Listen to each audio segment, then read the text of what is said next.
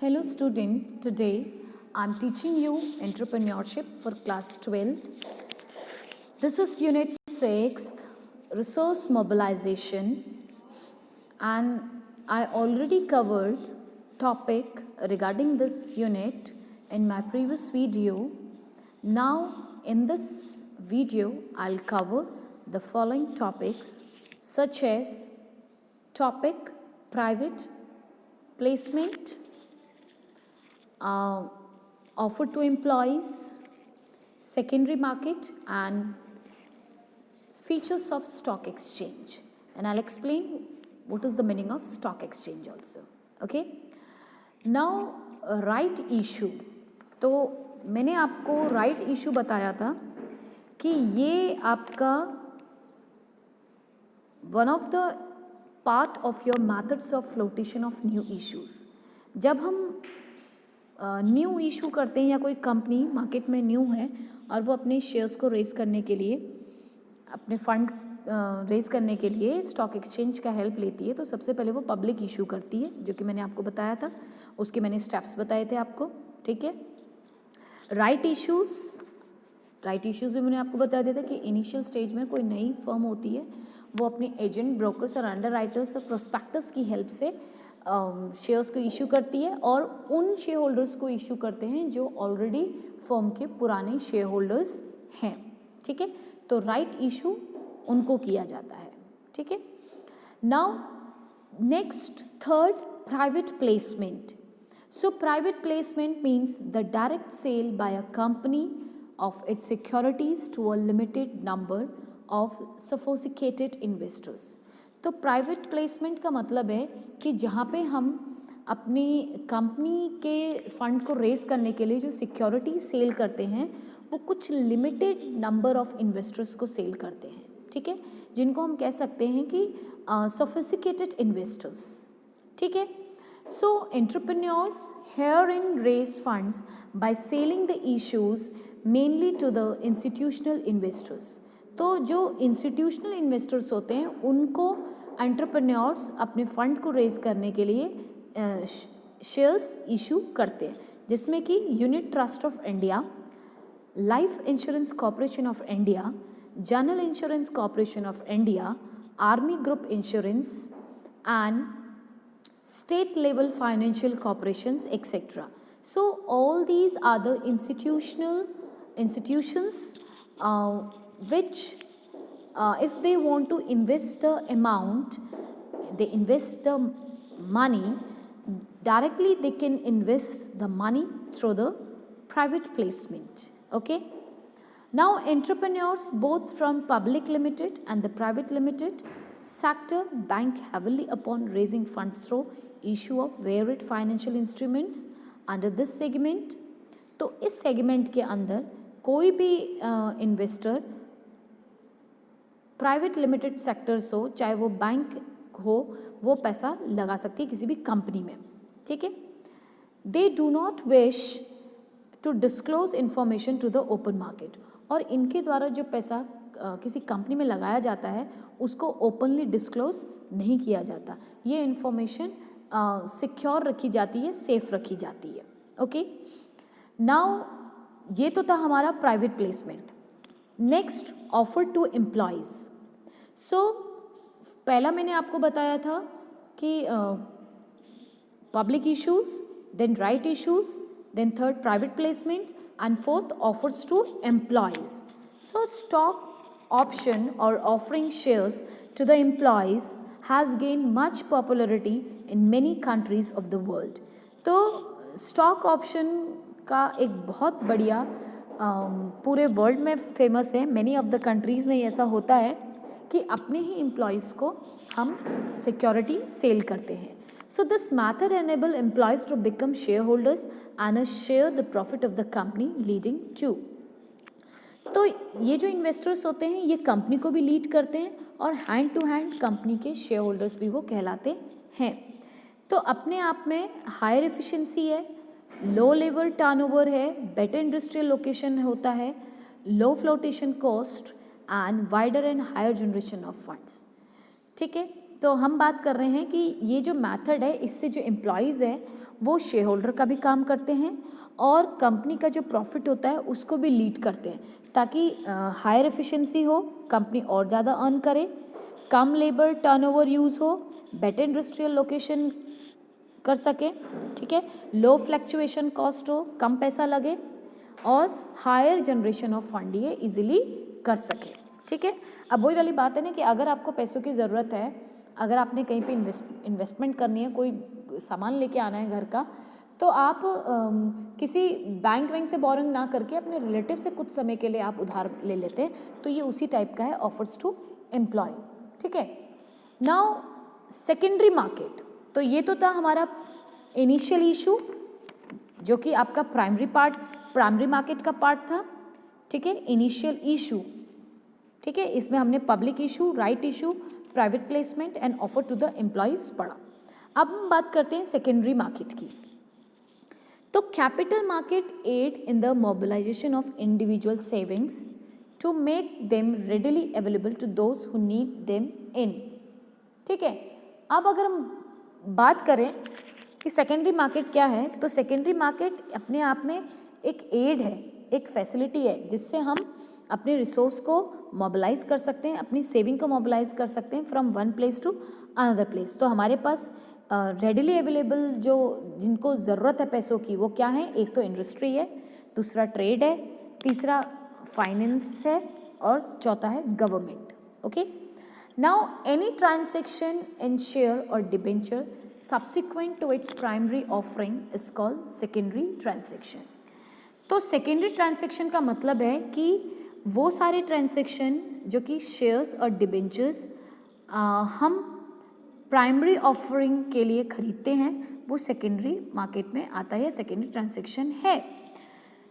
Thus the secondary capital market, which is also known as old securities market or stock exchange, deals with buying and selling of old securities। तो जो पुरानी securities होती हैं उनकी खरीदारी और उनको बेचना, ये काम होता है स्टॉक एक्सचेंज के अंदर, ठीक है। The market securities issue earlier और sold by existing investors in this market. तो इस पर्टिकुलर मार्केट में या तो वो पुराने जो इन्वेस्टर्स होते हैं वो होते हैं, या जो एग्जिस्टिंग हैं जो सोल्ड कर चुके हैं। So this paving way for the entrepreneurs that if they offer high return to market, investor will remain inclined to invest therein।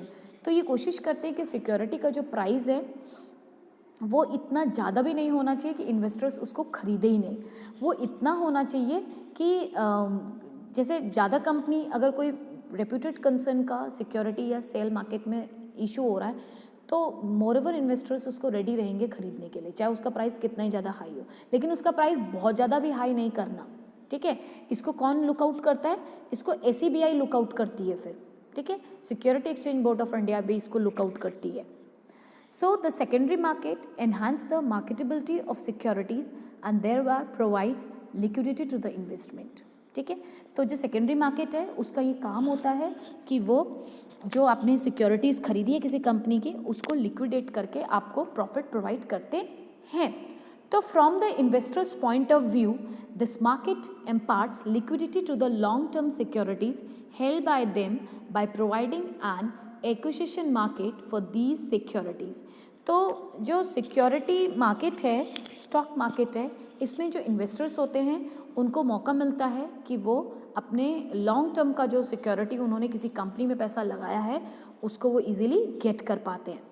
It operates through the held by them by providing an acquisitions market for these securities। It operates through the medium of stock exchange। तो stock exchange एक ऐसा medium है जिसकी help से हम securities cell कर सकते हैं और इन्वेस्टर्स उसको उसमें पैसा लगा सकते हैं, which regulate the trading activities in this market and ensure a measure of safety and fair dealing to the investors।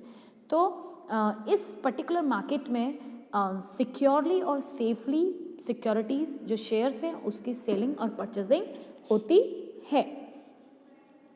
अब हम बात करते हैं स्टॉक एक्सचेंज की कि एक्चुअल में स्टॉक एक्सचेंज है क्या। So a stock exchange means anybody of individuals whether incorporated or not constitute for the purpose of assisting, regulating or controlling the business of buying and selling और dealing in securities.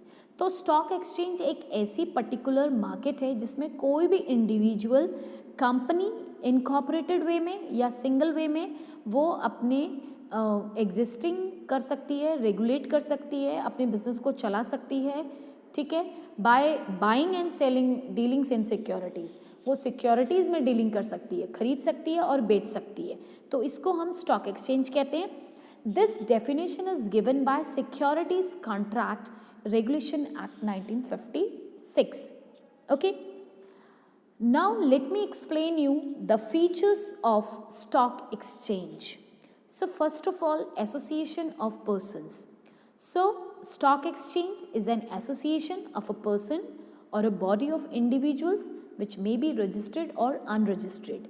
तो stock exchange अपने आप में एक group of people की association है, ठीक है, एसोसिएशन ऑफ अ पर्सन, ठीक है, जो कि अपने आप में रजिस्टर्ड भी है और अनरजिस्टर्ड भी है, दोनों ही टाइप की है। Second, recognization from central government. तो जो स्टॉक एक्सचेंज होती हैं ये पर्टिकुलर ऑर्गेनाइज मार्केट होती हैं और ये जो पर्टिकुलर सेंट्रल गवर्नमेंट होती है वहाँ से रजिस्टर्ड होती है। जैसे अभी नंबर 1 पे मुंबई स्टॉक ऑफ एक्सचेंज है, देन दिल्ली, देन कोलकाता, तो ये पर्टिकुलर जो इनके सेंट्रल गवर्नमेंट है वहाँ से ये रजिस्टर्ड होती हैं। Third, market for securities. So stock exchange is a market where securities of corporated bodies, government and semi-government bodies are bought and sold. तो ये ऐसी एक्सचेंज होती हैं जहाँ पे जो कॉर्पोरेट बॉडीज़ है या गवर्नमेंट है या सेमी गवर्नमेंट बॉडीज़ है वो अपने सिक्योरिटीज़ को बॉट कर सकती हैं, खरीद सकती हैं या सेल कर सकती हैं।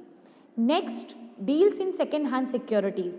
तो फर्स्ट हैंड सिक्योरिटीज़ तो मैंने आपको बता दी थी, जिसमें आपका पब्लिक इशू है, राइट इशू है, प्राइवेट प्लेसमेंट है, ऑफर्स टू एम्प्लॉयज़ है। नेक्स्ट हम सेकेंडरी मार्केट की बात कर रहे हैं जिसमें हम सिक्योरिटीज़ को बाइंग एंड सेल करते हैं। It merely provide the necessary infrastructure and facilities to its members and brokers who trade in securities. तो इसमें इन्वेस्टर्स को पूरी फैसिलिटीज़ प्रोवाइड की जाती है, ठीक है, और जो इसमें ब्रोकर्स होते हैं वो आपकी हेल्प करते हैं, जिनको हम इंटरमीडिएटरीज भी कहते हैं, जो इन्वेस्टर्स और कंपनी के बीच में एक रोल प्ले करते हैं। It regulate the trade activities so as to ensure free and fair trade. तो जो ब्रोकर्स होते हैं वो इंटरमीडिएटरीज का काम करते हैं ताकि मार्केट में जो सिक्योरिटीज सेल हो रही है या परचेजिंग हो रही है वो फ्री एंड फेयर तरीके से हो। Then next, allow dealings only in listed securities, ठीक है। तो स्टॉक एक्सचेंज एक ऐसी पर्टिकुलर कॉर्पोरेट बॉडी है जिसमें जो लिस्टेड कंपनीज हैं वो ही अपनी सिक्योरिटीज़ को सेल कर सकती हैं, ठीक है, and which do not figure in the official list of stock exchange are called unlisted securities. तो जो इसमें लिस्टेड नहीं है, जो अनफिगर्ड हैं, वो अनलिस्टेड हो जाती हैं। Such unlisted securities can not be trade in the stock exchange. तो जो अनलिस्टेड सिक्योरिटीज़ हैं वो स्टॉक एक्सचेंज में सेल नहीं होती हैं। Then transactions affected only through members. तो all transactions and securities at the stock exchange are affected only through its authorized brokers and members. तो ये ऐसी स्टॉक मार्केट है जिसमें जो कंपनी के ब्रोकर्स हैं या कंपनी के जो ऑथराइज्ड पीपल्स हैं सिर्फ वही इनमें डीलिंग कर सकते हैं। आउटसाइडर और direct investor are not allowed to enter in the trading circle of the stock exchange. तो जो आउटसाइडर होते हैं वो स्टॉक एक्सचेंज के अंदर बिल्कुल भी डीलिंग नहीं कर सकते, ट्रेडिंग साइकिल के अंदर इन्वॉल्व नहीं होते। Investors had to buy or sell the securities at the stock exchange through the authorized brokers only. तो जो stock exchange है उसमें सिर्फ authorized brokers he securities selling and buying कर सकते हैं। Then next, working as per rules. So buying and selling transaction in securities at the stock exchange are governed by the rule and regulations of the stock exchange as well as SEBI guidelines. तो ये जो security exchange markets होती हैं इनके अंदर जो rule and regulations होते हैं वो SEBI के गाइडलाइंस के थ्रू चलते हैं, ठीक है। No deviation from rules and guidelines is allowed in any case. कोई भी अगर लॉ टूटता है या गाइडलाइंस को फॉलो नहीं किया जाता तो उसके प्रति केस किया जा सकता है। Ninth, specific location. जो स्टॉक एक्सचेंज होती हैं इनकी एक पर्टिकुलर ऑथोराइज मार्केट होती है, ऑथोराइज ब्रोकर्स होते हैं, जो डे टू डे की डीलिंग को वर्कआउट करते हैं, ठीक है, and conduct trading activities. So the price of different securities trade are shown as electronic boards. और इसलिए यहाँ की जो भी इंफॉर्मेशन है वो इलेक्ट्रॉनिकली दिखाया जाता है कि इन प्राइस का अमाउंट इतना है, मार्केट क्लोज हो रही है, मार्केट ओपन हो रही है, प्राइस बढ़ रहा है, प्राइस घट रहा है, वो सारा काम कंप्यूटराइज इलेक्ट्रॉनिक सिस्टम से होता है। 10th point, financial barometers.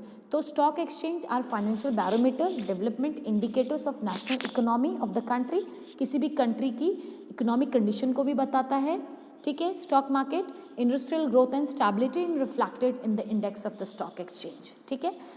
तो क्योंकि अगर इन्वेस्टर्स ज़्यादा हैं इसका मतलब पीपल्स का पर कैपिटा इनकम अच्छा है, इसलिए वो कंपनी में पैसा लगा रहे हैं, ठीक है। तो ये हमारी नेशन की इकोनॉमी को भी इंडिकेट करता है। फाइन।